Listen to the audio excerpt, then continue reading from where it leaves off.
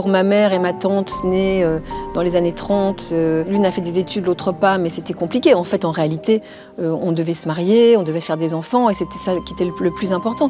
Les femmes qui ont fait des études, enfin, par exemple dans la génération de Gisèle Halimi, qui était de la génération de mon père et qui est devenue l'avocate que l'on connaît, la féministe que l'on connaît, ont dû conquérir leur diplôme de haute lutte. Moi, j'ai une amie qui me racontait comment sa mère a dû ruser pour passer son bac et pour aller à l'école parce que les parents ne voulaient pas, ça servait à rien.